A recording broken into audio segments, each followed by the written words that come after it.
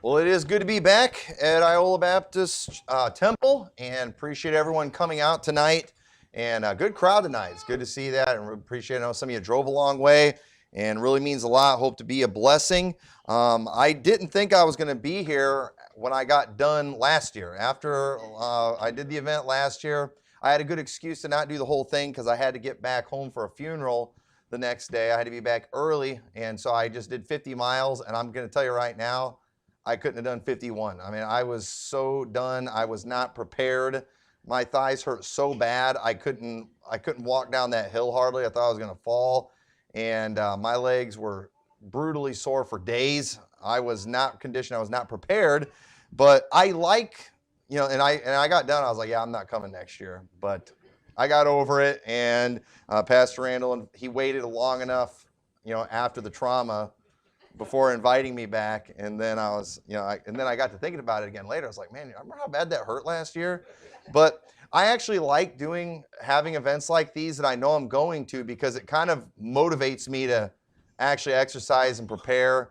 And I was riding my bike a lot early in the year, but over like the last month, I did the same thing last year. I rode a lot in the summertime, and then started getting close to fall, and I just didn't ride at all. And I hadn't rode in like 3 weeks.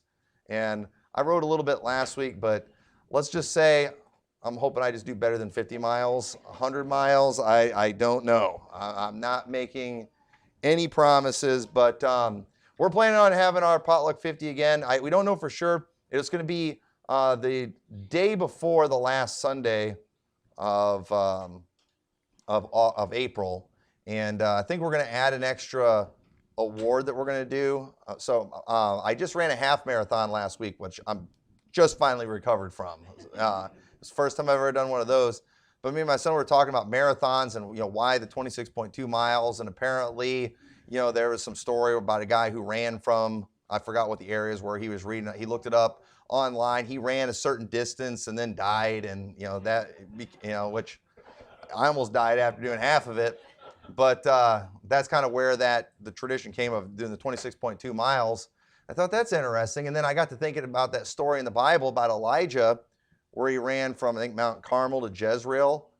And we looked that up, and, they say that was about 30-some miles. And so I thought about doing a special award for anybody who can just go the same distance as Elijah. Now, we don't know what his time was. We do know he outran a chariot, though. So... Brother Austin, I don't know, if you can beat that or not. But he did the fastest, only one that did 50 miles on foot last year. And so we thought about maybe giving a special award to everyone who does the same distance as Elijah. And then whoever holds like the record for that time, they get some kind of Elijah award. I haven't decided for sure on that yet. But I'm hoping too, if we do it again this time, we start at the church, which works out good. But mentally, we thought it might be better if we just dropped everybody off 50 miles, that way we could just do one way, and maybe drop off at a few different places. We haven't decided for sure, but either way, it should be fun. But I appreciate everybody that came last year. We had a good time. But 1 Corinthians chapter 9 is where we're at tonight.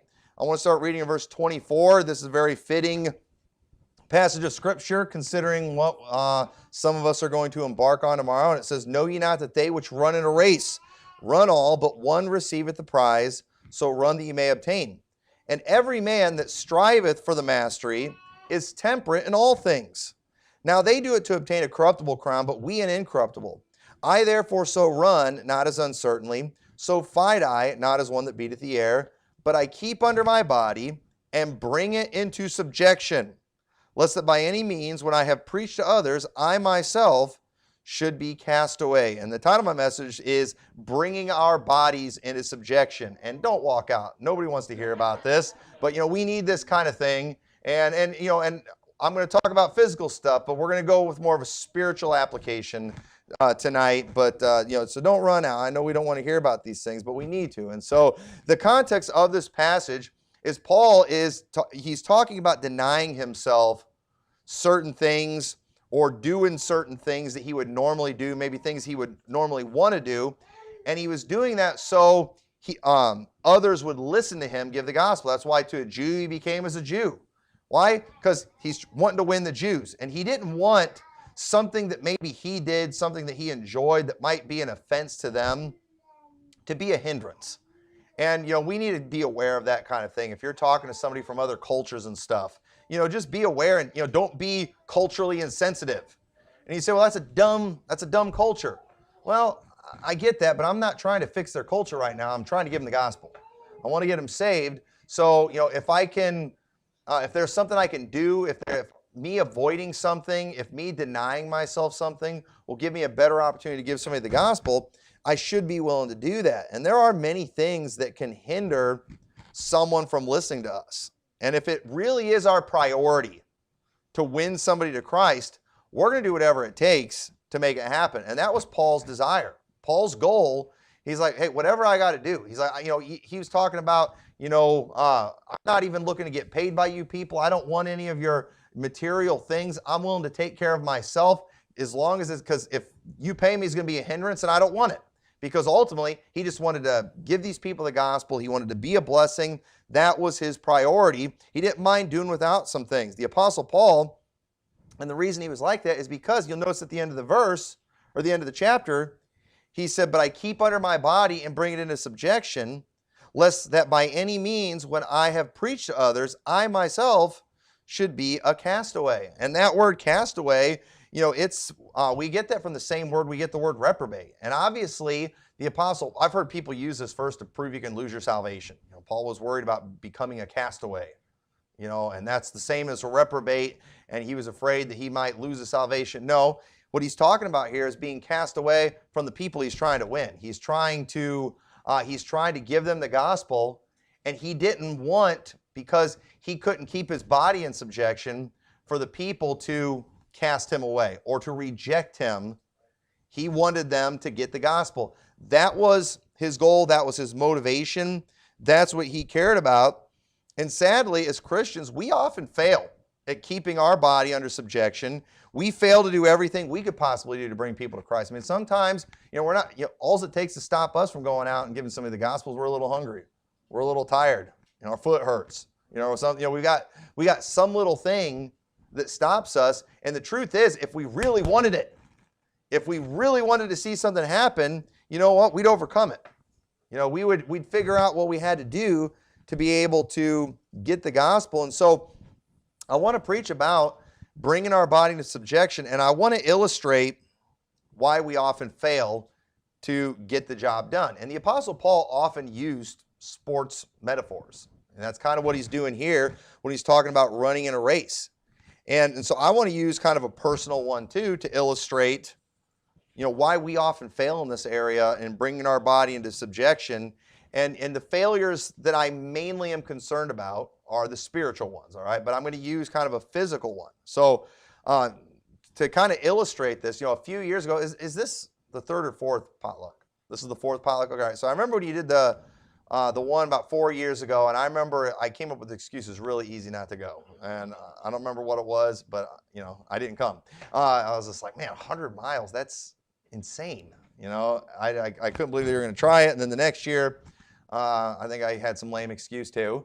But then the third year, he invited me to come preach, and it's like, and I always talked about going to it because I like challenging myself. I like having things like that I can do, and so I finally decided to do it.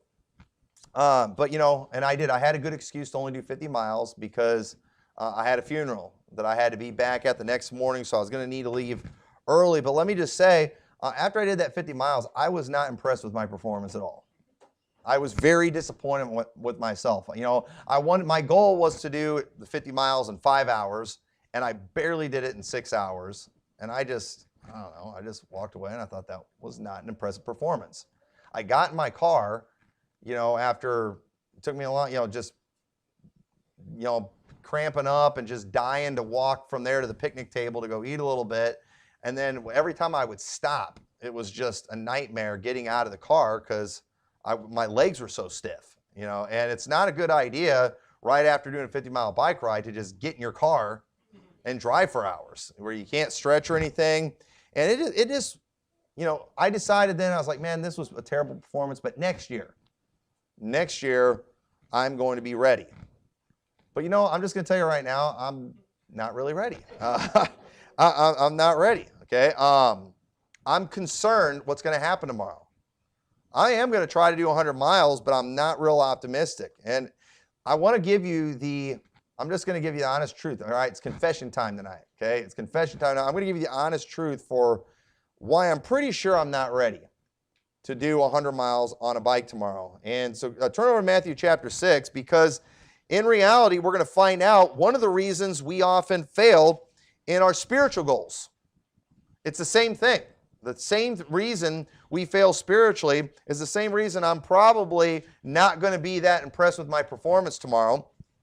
And one of the reasons I'm not really prepared for this event is I didn't really make it a priority. You don't just decide one day, I'm going to go ride 100 miles on a bike. Okay? You don't just decide when I'm going to go run a marathon. Okay? Nobody just makes that decision to do something like that and then does it. You have to train for it. Okay? You have to train for those things.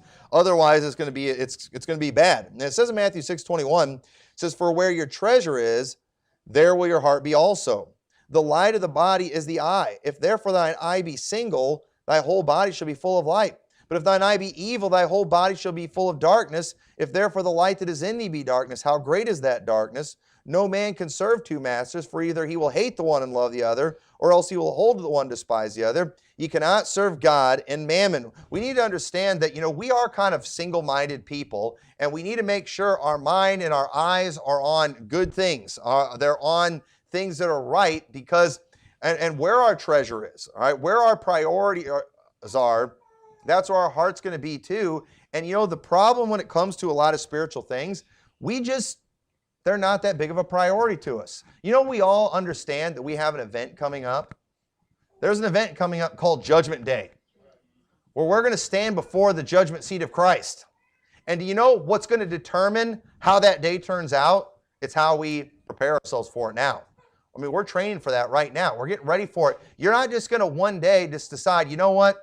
Today, I'm going to do what it takes to have a good day, and then it be that day. We don't know when that day is going to be. We don't know when that's going to come. You can't just turn that on. Jesus Christ, when he comes, he's coming quickly. Let him that is just be unjust be unjust still. Let him that is, I can't remember the passage. You all know it. But I mean, whatever state we want to be in when Jesus Christ returns, we need to start getting there right now. We can't be waiting. We can't be putting these things off. And let me tell you, one of the reasons I'm not really prepared to do 100 miles on a bike tomorrow is because I didn't make it a priority. This event has just not been a focus of my life. And I get it. It's a one-day event, all right? But again, people who do impressive things like run marathons and stuff, it's because it's like a focal point of their life. They think about it. Whenever they sit down to eat, they think, I'm going to be running a marathon on this date. Whenever they go to that gas station and they're seeing all them good, wonderful, sugary, bubbly drinks in there, they're thinking, that would taste really good, but I'm training for a marathon. They're always thinking about that. They've always got that in their mind, and so they deny themselves certain things. And that's what happens, when if we're going to succeed in big things, we have to keep it as a focus in our life. And you know what? I wasn't thinking about the potluck 100 every day. There were some days I did. When the spring came and it got nice out, I got my bike out and I started riding again, and I was thinking about this event. And I did a few 20-mile rides and things, and I was doing 10, 15. I did several rides for a while. I never did more than 20-some miles, I don't think, this year. But every time I would do it, I kept thinking, all right, I'm getting a little better. This is going to be good. I need to do a 31 pretty soon, and then I'd go a couple of weeks without it. And so I thought about it a lot, but I didn't think about it every day. And so here we are today, one day away from Judgment Day, and I'm not real excited about the prospects. And you know what? Unfortunately, we all know we're going to stand before God one day, but we're just not thinking about it every day. We all understand Jesus Christ is going to return one of these days, but we're not thinking about it every day. And so you know what happens? We end up getting sidetracked with things that end up hindering us spiritually because we're not thinking about it every day. If we really want to finish our course with joy, we have to make sure it's a priority that we're thinking about it every day. We must do that. One of the reasons I am not excited about it is I wasn't temperate in all things. We see in verse 25, he says, "And every man that striveth for the mastery." All right, if you want to be the master, if you want to be the winner, notice it says every man that strive for it is temperate in all things. Okay, now they're doing it for a corruptible crown. All right, I don't even think we're getting a corruptible crown if I win this thing tomorrow.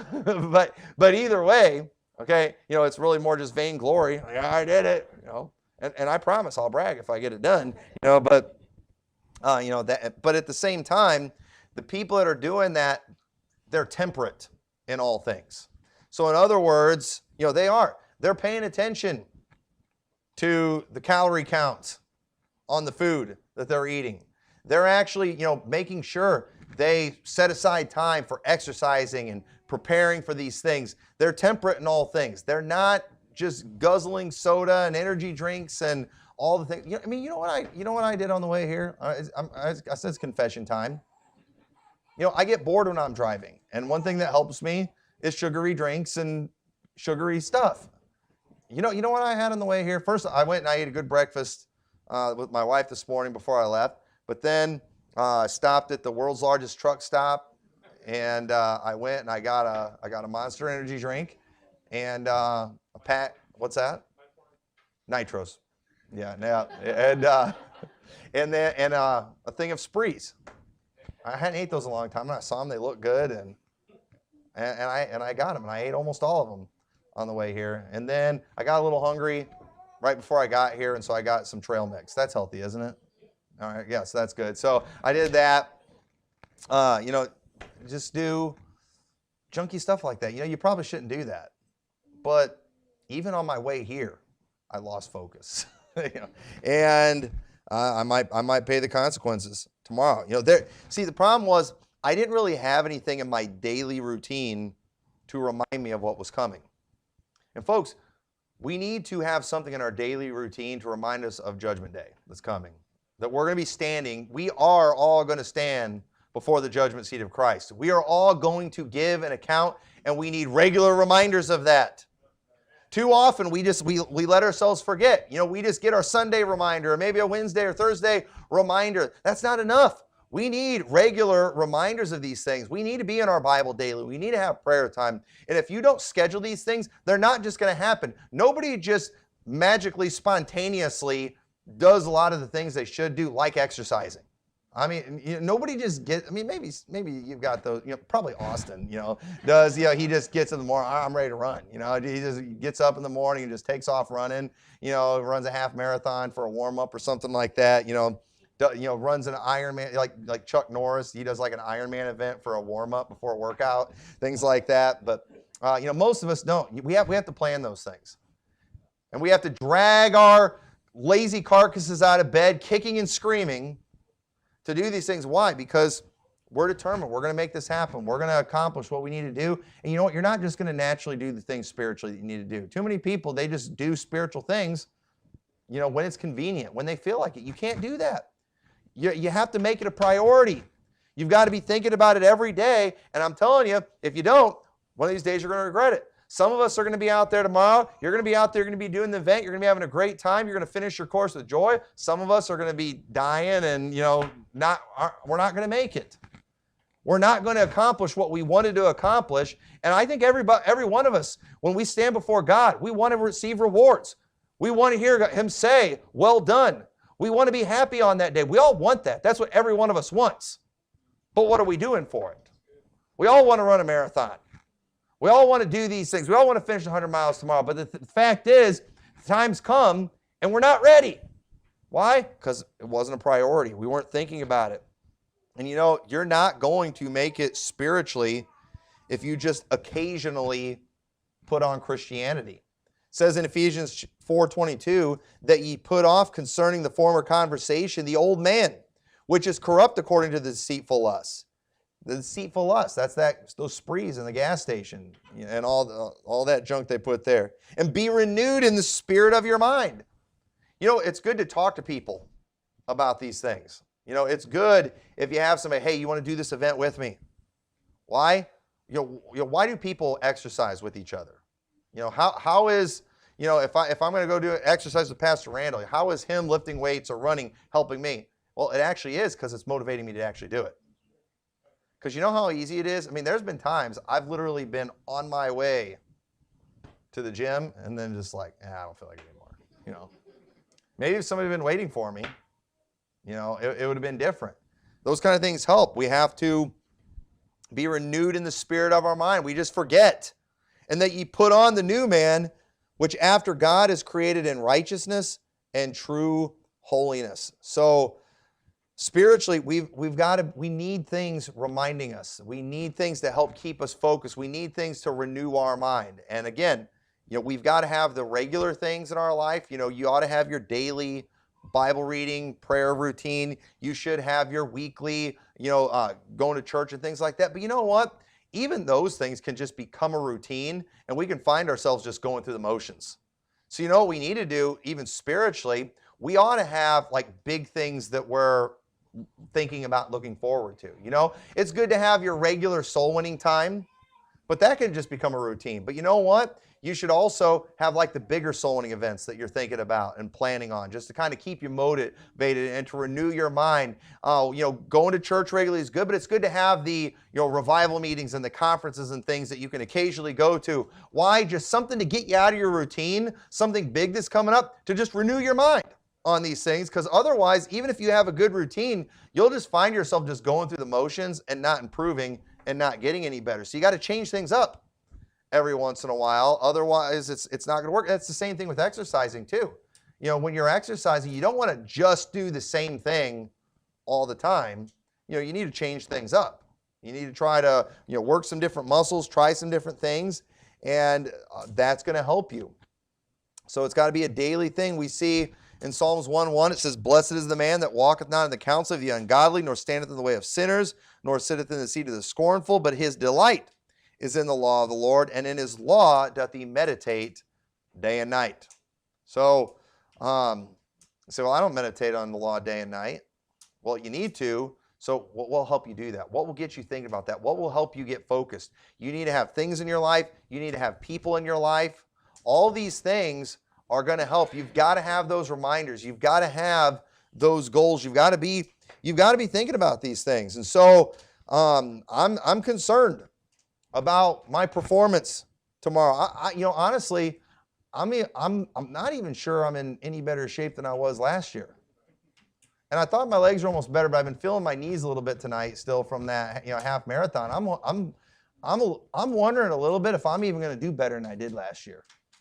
I'm determined to do better than I did last year, and I hate falling short of goals like that. When I did that half marathon, I was determined to beat 2 hours. I did it in 2 hours and 4 seconds.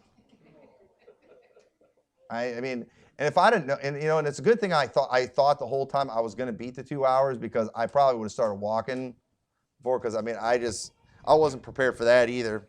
But I did it anyway. But another reason I'm concerned is I didn't make it a priority, but I did not stay focused. So I did some preparing. I had some good rides. I thought about it occasionally, but I didn't stay focused. I let a lot of things distract me. Hebrews 12:1 says, "Wherefore, seeing we also are compassed about with so great a cloud of witnesses, let us lay aside every weight and the sin which doth so easily beset us, and let us run with patience the race that is set before us, looking unto Jesus, the author and finisher of our faith, who for the joy that was set before him," he had something in front of him that he was looking to, "and for that joy that was set before him, endured the cross, despising the shame, and is set down at the right hand of the throne of God." So Jesus, while not desiring the cross, he was determined that he was going to go to the cross. You know why? Because he was focused on the Father's will. He was determined that he was going to do what God called him to do. Folks, his body did not want to do what he needed to do. His spirit didn't want to do what it needed to do. He said, "My spirit is exceeding sorrowful, even unto death." That's how much he dreaded the thought of going and suffering that pain and carrying that weight of sin on the cross. Everything about him desired it, but you know what? He was determined in his mind, in his heart, that he was going to do the will of the Father. And we see in Luke chapter 9 and verse 51, it says, and it came to pass when the time was come that he should be received up, he steadfastly set his face as to go to Jerusalem, and sent messengers before his face, and they went and entered into a village of the Samaritans to make ready for him, and they did not receive him because his face was though he would go to Jerusalem. He was determined. He's like, he was on his way there, and he was going to go to the cross. And his eyes were set on that, and there wasn't anything that was going to distract him from that, because that was God's will. That was what he needed to do. And you know what we need to do? We need to get our focus, we need to get our eyes set on some things and get determined. And let me tell you something. As Americans, we're pretty good at figuring out how to get things that we want to get. You know, it's amazing all the things that we can't, accomplish that are of good spiritual value. But boy, we've all figured out how to get those big screen TVs, don't we? We figure out how to get those cars and those toys and those things we like, all those carnal things. We find ways to get those things.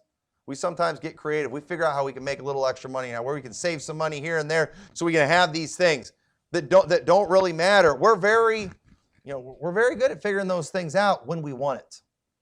And I did one thing I learned a long time ago. I learned this even before I started pastoring. I learned this as an assistant pastor.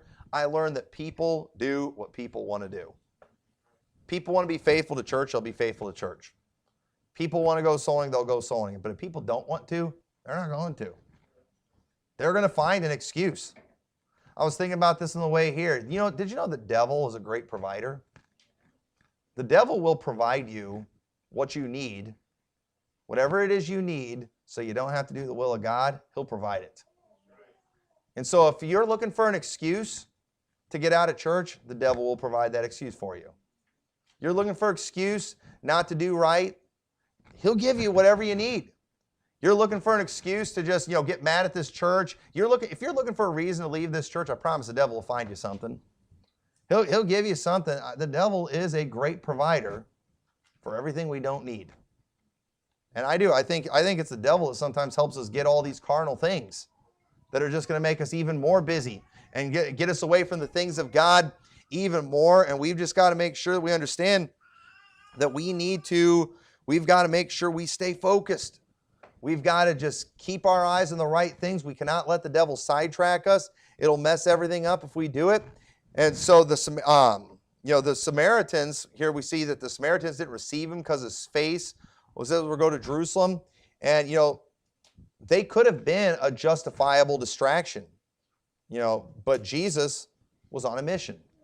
Nothing was going to deter him. Hey, these people, they need me right now. And, I'm offending them by, the fact I'm going to Jerusalem, but you know what? That was God's will. And we all know, we all know we're going to stand before Christ one day, but it's often in the back of our mind instead of the front of our mind. It's real easy not to think about it, is it? It's easy to forget. It's easy to forget, oh man, I got the Potluck 100 coming up. I probably should exercise a little bit. I probably should go ride 20, 30, 40 miles before, just to prepare my body for something that extreme. I should probably do something like that. But you know what? That's really, not going and doing like a 50-mile bike ride to just prepare for an event. That's super easy to not think about. That's real easy. It's like, who wants to do that? But you know what? If we're really determined to finish these courses with joy, we're going to do it. We're going to think about it. We're going to make plans. We're going to make time. We're going to find a way to do it. We're going to put those reminders in our life. But we ignore them. We find excuses. We make the mistake of just waiting too long where we don't have time. We say, and that's the thing. You can't start training real hard the week of, because you'll have to give your body some time to heal before you do the big thing. And you know what? I didn't ride my bike at all this week because my legs have been healing all week from the half marathon. That was bad to do that at the same time too, but I don't know. My wife keeps asking, why are you doing these things? Why do you try to do these things? And I think it's because I turned 40 last year, and it's midlife crisis. I'm getting old, and folks, I am getting old. This spring I messed some muscle up in my arm, and it won't get better. It just won't get better. I'm not healing like I used to, and I'm struggling with some of these things, and and it's bothering me. All right, it's bothering me, and I'm determined. I can still do this stuff. I'm still young. I still have my youth. I'm still in my prime. I'm gonna get it done. And but I'm probably gonna go hurt myself again tomorrow, just trying to convince myself I'm still young. And but I don't know. We got any awards for stubbornness? All right, maybe I'm stubborn enough to get it done, but. So I didn't stay focused. The other reason I'm not real determined or real excited about the prospects of tomorrow is I wanted junk food and extra sleep more. In Matthew 26:41, it says, "Watch and pray that ye enter not into temptation. The spirit indeed is willing, but the flesh is weak." I promise, ever since last year, my spirit has wanted to do 100 miles on a bike without quitting and being like I'm dying. My spirit has wanted that. My spirit wanted to beat the 2.5-hour marathon. My spirit has wanted to accomplish a lot of things, but my flesh is weak. One thing I did do this year, and this is, another example of my body falling apart too, but I determined in March I was going to run 100 miles that month. Not at once, but just throughout the month I was going to run pretty much every day and do 100 miles total. And you know what? I did it. But my feet were so messed up for like weeks after that I quit running, and then all the weight I lost, I put back on. And then I started doing, more weight exercises and things because my feet just wouldn't get better. For weeks and weeks, they wouldn't get better. And I was doing pretty good there, but then I messed that muscle up in my arm, and then I got away from that, and then I put the weight back on. It's just, there's just always something. And at the end of the day, I've always, it's not even just the amount of exercise or lack of exercise. Folks, I got a junk food problem, all right? I like a lot of junk food. I don't want to eat it. I talk about getting rid of sugar. I talk about getting rid of soda. I talk about these things, but then I see it. I hear somebody pop a can open. Isn't that a beautiful sound? That's a beautiful sound when you hear that. And, I'll drink bubblies a lot. Anybody drink bubblies? Those are pretty good. It's kind of, have you ever seen people that are trying to get over smoking and stuff where they'll have those things they put in their hand? It's, they can't even smoke, but it's like they just need to do that. It kind of helps them cope. I've seen that before. I think those are what bubblies are for me. It kind of makes me feel like I'm drinking soda a little bit when I'm not. That's got me through some times, periods of times when I've gone off soda for a while. But Hebrews 12:15 says, "Looking diligently, lest any man fail of the grace of God, lest any root of bitterness springing up trouble you, and thereby many be defiled, lest there be any fornicator or profane person as Esau, who for one morsel of meat sold his birthright. For you know how that afterward, when he would have inherited the blessing, he was rejected. For he found no place of repentance, though he sought it carefully with tears." Esau sold his birthright for just one morsel of meat. Was it worth it, Esau? And you know what? It wasn't worth it. And ladies and gentlemen, was that McDonald's worth it? Was that donut worth it? Was that soda worth it? And some of you are thinking, yes. But, and they are, and sometimes you wonder a little bit. But you know what? You know why it was worth it? And I'll probably never quit Dr. Pepper. But you know what? At the end of the day, I have to admit, I love Dr. Pepper more than I love the idea of running a marathon, doing the potluck 100 without crying like a baby. I love those things more. Okay? Now, thankfully, I don't think that makes me a bad Christian, but it makes me not the greatest athlete in all the world. But you know what? Unfortunately, spiritually, there's a lot of stuff that we just love more than the things of God. A lot of us just love TV more than we love reading our Bible. We love hanging out with the people of the world more than we love hanging out with the people of God. There's a lot of things that we just love those things more. We need to ask God to change our heart on these things.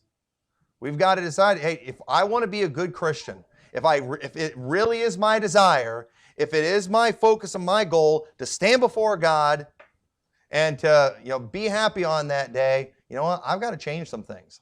I've got to get some stuff out of my life. I got to add some things into my life.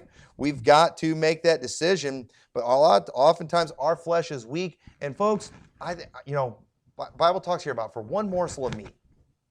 He sold his birthright. You know, I wonder, you know, how we're going to feel when we're in heaven, when we see and we realize what we lost, maybe because we watched that TV show. You know, we decided we're going to watch TV instead of going soul winning.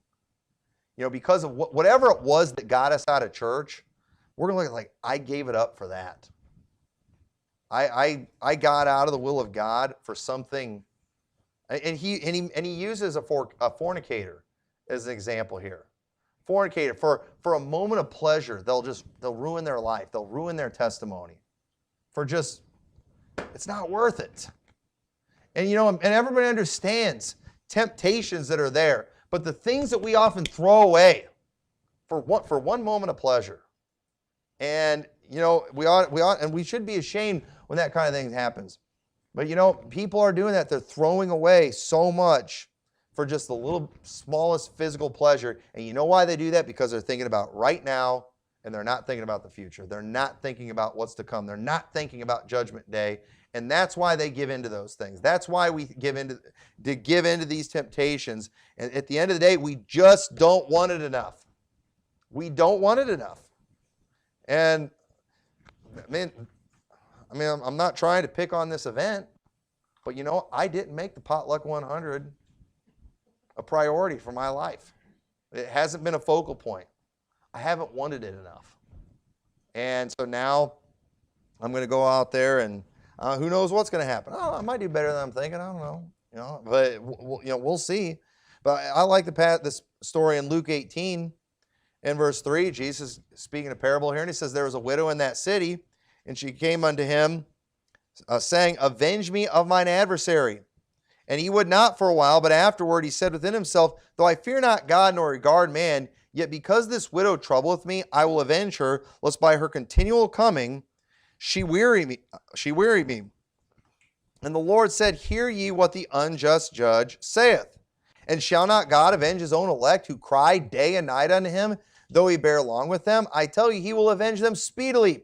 Nevertheless, when the Son of Man cometh, shall he find faith on the earth? This woman who goes to an unjust judge, because she wanted this so bad, because she just, was determined, her determination, her just constant coming to him, it finally caused this unjust judge to say, you know what, I'm going to take care of this for her.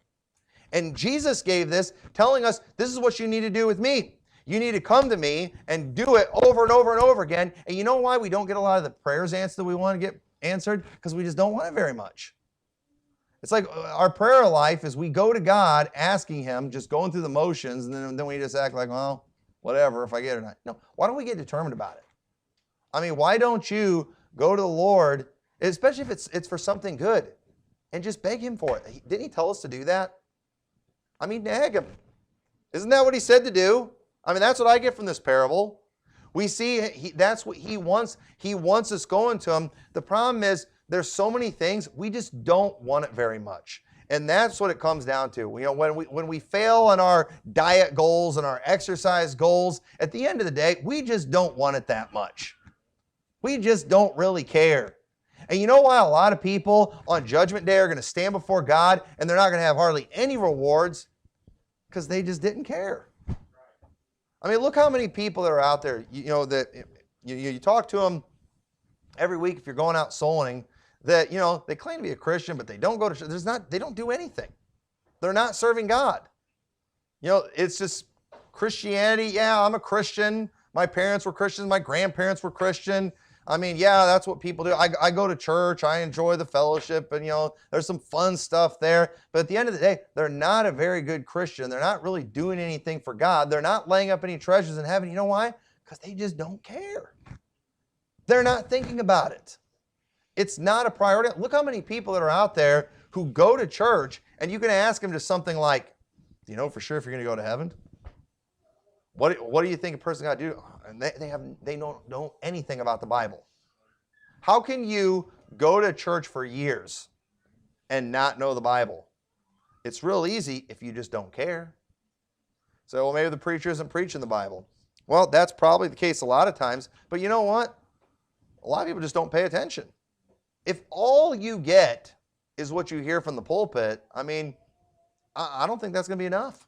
I think you're going to need more than that. Because the truth is too, you can sit through church and nobody raise your hand, because I don't want anybody to admit it here, but I think if we were honest, we'd probably all raise our hands. But I mean, how many have ever sat through a service before and your mind was somewhere else? We got one hand all right there. How many's mind somewhere else right now? No. And you do. Service will be over, and you don't know. If I came and asked you after the service what the pastor preached about, you wouldn't know. You know why you didn't know? Because you didn't care. You were thinking about something else. You got something else going on in your life. You weren't focused. I grew up in a pastor's home, and I remember sometimes Sunday afternoon we'd be sitting there eating dinner around the table, and sometimes my dad he would just ask, "So what I preach about today?" He would just ask us that. We would just, God, Jesus, we'd say things like that. I remember, and sometimes I'd be ready. Sometimes I'd be ready, and I'd preach about this. I'd say a bunch of things, and typically, once somebody got the answer right, then we'd remember a bunch of stuff. But at the end of the day, the problem is we don't focus on the right things very much, and so because of that, even though we know this event is coming, even though we know Judgment Day is coming, we're not preparing ourselves. And folks, we need to understand there's a lot of big events coming. If you're young, if you're single, you know what? One of these days, marriage is hopefully coming for you. You should probably prepare yourself for that. You know what? That's going to mean denying some things of the flesh. That's going to mean keeping yourself pure, keeping yourself clean, keeping your mind pure. You better make sure you do that. And that's a difficult thing for a lot of young people, especially in the sick world we live in, especially with the internet stuff. But folks, marriage is coming one of these days, and you want to make sure that you're preparing yourself for that, because you know what? Character doesn't just happen. It's like a lot of guys think, all right, I just turned 18 and 19, 20. I'm ready to get married. Well, you haven't even got a job yet. Why don't you go learn how to work and do something? They don't know how to do anything. They never accomplish anything, and they think because they hit a certain age, they're just ready to get married. No, you're still a kid. You need to grow up. You need to understand, being a parent, one of these days that's coming up. You should probably think about that. You should probably start learning a few things now. Oh, Pastor Randall's preaching a family series. I'm not even married yet. Well, you're going to get married one of these days. Learn these things now. Don't wait. It's sad how many people are married, they have kids, and just have no idea what they're doing. And I'm not picking on these people. This is a result of a culture where the family structure has just been destroyed. Most homes today, single parent homes, or even homes too where there's only one kid, two kids, whatever. And then a lot of people, they come to churches like this and they hear about, getting married and having a bunch of kids. But the problem is they don't know, they've never seen life in a home with a mom and a dad and several kids. They don't know what to do. In their world, they've never experienced that before. And let me tell you, it's a real challenge for a lot of these people. And that's one of the reasons too, my wife's program that she's done, I realized after I started pastoring that, a lot of ladies, there's just a lot of things they don't understand, that they're not ready for, that they've just not been taught, because the world's not teaching it. Public schools aren't teaching these things. And if they didn't grow up in a good home, there's a lot of things that are going to be a real struggle for them. Our culture just, as soon as you have a struggle, just get divorced and try again, and it's supposedly supposed to be better the next time, but it never is. And there's a lot of little things that people aren't prepared for. And when it comes to things for ladies, I don't think about that stuff, a lot of that stuff, and I wouldn't be good at teaching it. And so she does that, and it's been a blessing and a help, because we were amazed at just all the things that people aren't familiar. Even just some stuff like nursing. A lot of women, they don't know, they've never done that, they don't have a mom that did that can kind of help them with those things. And so when they hear that that's better, they don't know some of the challenges that come with that. And then and then us poor husbands, when they're struggling with it. I remember when my wife had her first son, she struggled nursing at first. He was born early, and there was a lot of challenges and struggles there, and she was having a hard time and getting upset, and I'm standing there like, I don't know what to do. Nobody asked me what to do if your baby is struggling nursing. All right, I can't help you there. Okay, but she's been a blessing and a help there. And folks, these are things that are coming for us. These are big deals. Parenting, marriage, Judgment Day, and they're coming. And if we don't prepare ourselves, it's not going to be a pleasant experience. It's not going to be a successful experience. You're not just going to, just like that, have a good marriage and be a good parent. You've got to be preparing for these things. And so the inevitable end of my failure to prioritize this event, my failure to stay focused, my love affair with junk food and soda, it will probably result in me possibly not even finishing my course tomorrow. That's very likely. I want to do the 100, but I don't know.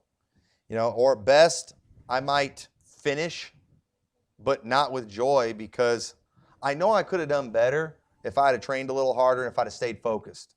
If I'd have kept doing what I was doing in the spring and early summer, I'd be ready to go. I was on a roll in the spring and early summer, and then it just all fell apart.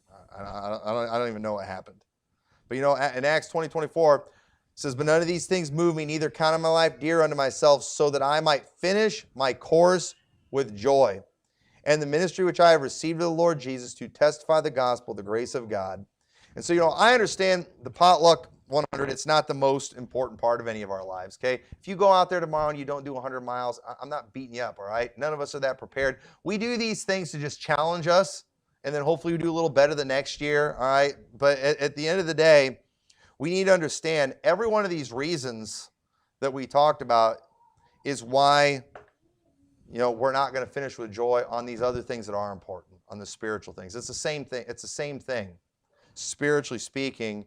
And so we need to make those spiritual things our priority. We've got to make those things a focus, just like those Olympians. They live their life thinking about, winning that gold medal for whatever event it is. But the Apostle Paul, there's no doubt that guy, what his focus in life, it was souls. There's no doubt about it. That was his focus, souls. That's all he thought about. That's all he cared about. Everything he did, all his decisions he made, it was centered around souls. And I think that's a great thing. Some of us, we've got other things. He wasn't married. He didn't have kids. He was able to do a little better than, that might have been some advantage there. But either way, we've got to decide what our goal is, where our focus is going to be, and then we've got to keep it there, and we've got to bring this body into subjection.